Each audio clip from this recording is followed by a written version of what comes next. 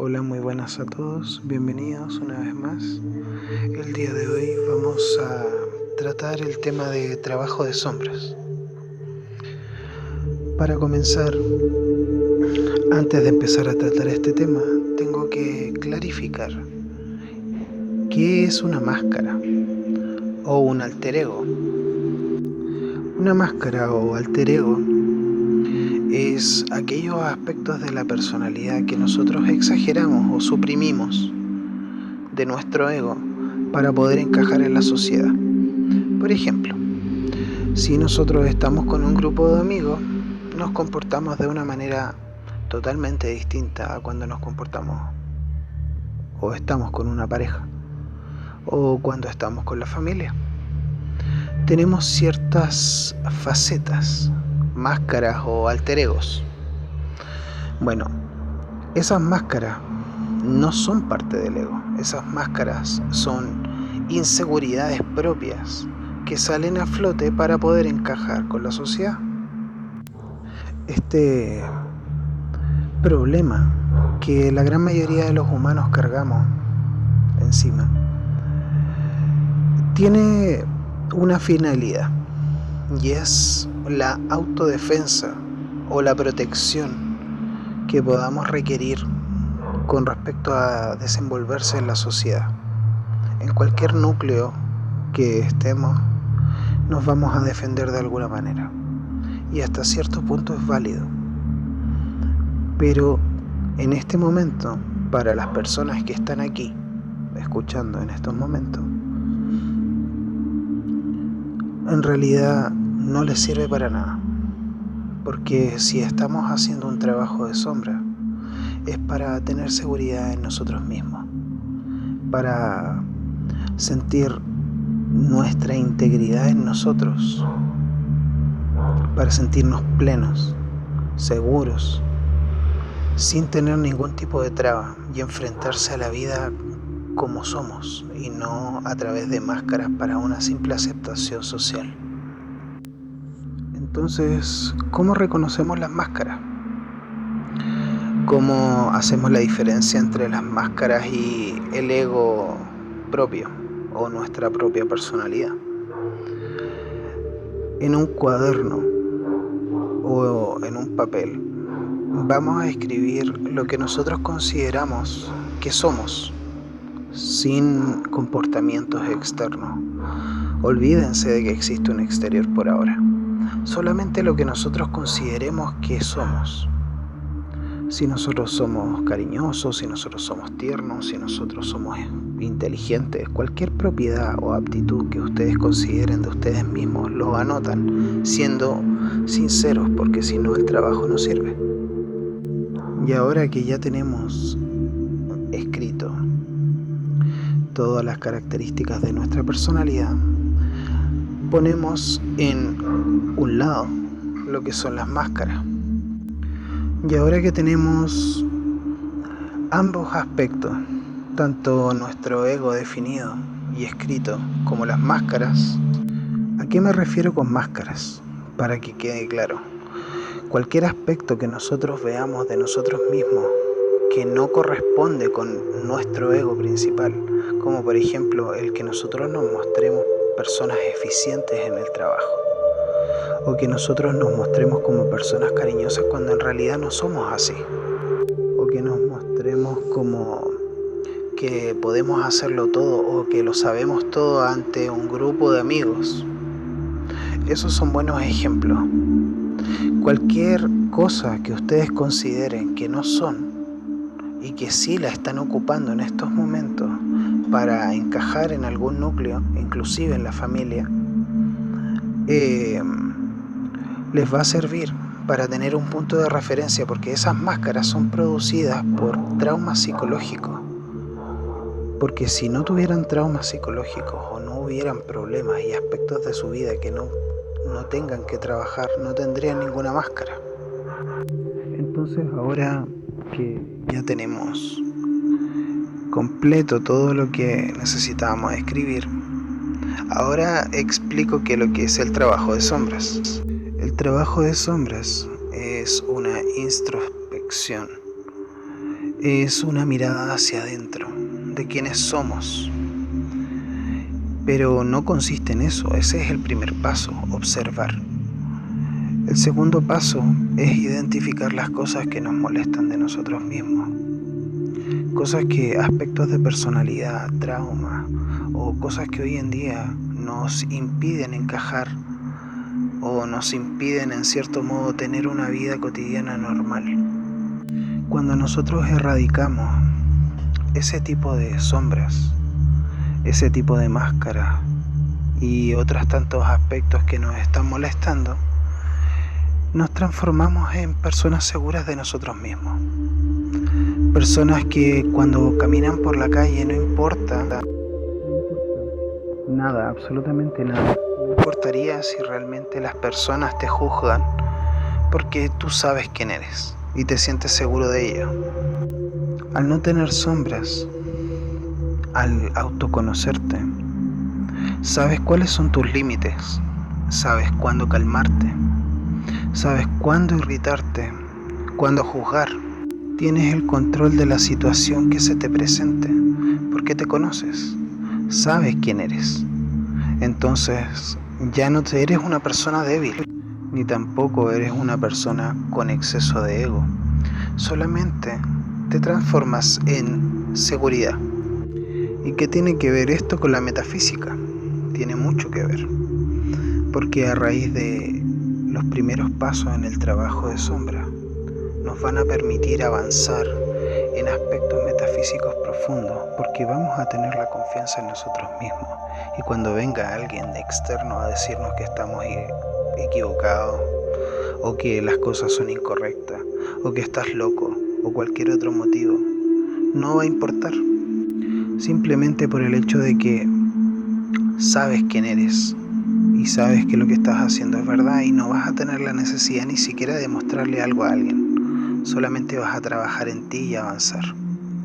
Entonces, ahora que ya está claro qué es el trabajo de sombras y para qué sirve, vamos a explicar la metodología de trabajo. Esta metodología de trabajo es más que nada un proceso que se debe hacer para hacer un reconocimiento de las sombras que nosotros debemos trabajar o queremos trabajar. Lo primero es identificar los aspectos negativos o que nosotros consideremos negativos de nuestra personalidad. Algo que no nos guste, por ejemplo, que yo soy tímido, o por ejemplo, que yo soy irritable, o por ejemplo, no sé, cualquier cosa que a nosotros nos llame la atención, que no debería estar ahí. Por ejemplo, que tengamos pánico escénico, o que nos turbemos cada vez que hablamos con una persona, o que simplemente cada vez que caminemos en la calle nos sintamos inseguros de nosotros mismos porque hay una persona que te está mirando. Entonces, ya he identificado el problema. Ahora empezamos con esa metodología. El primer paso es encontrar lo que no nos gusta de nosotros mismos. Ahora el segundo paso es encontrar lo que gatilla esa acción o reacción que no nos gusta. En el caso, obviamente, de que sea una reacción o una acción que nosotros hagamos. Poniéndolos en contexto, imaginemos que hay una persona que fuma y tiene ese hábito y no le gusta y no quiere fumar, simplemente por el hecho de que él considera que es algo negativo. Entonces lo que hay que hacer es encontrar qué lo gatilla, por qué esa persona fuma, cuál es el motivo de que fuma. ¿Esa persona fuma por vicio? ¿Realmente es por vicio? ¿O es por ansiedad? ¿O es porque cada vez que viene un problema se pone nervioso y se pone a fumar? Ya encontrando ese aspecto, lo que gatilla es la acción que tenemos a tratar, ahora nos empezamos a ahondar cada vez más en cuáles son los motivos. Imaginando que esa persona fuma por ansiedad, miremos lo más profundo. ¿Qué causa la ansiedad? ¿Por qué tiene ansiedad? Es posible que sienta frustración, es posible que algo esté fuera de su control, o puede ser simplemente que pierda el control y el mismo nerviosismo haga que él fume.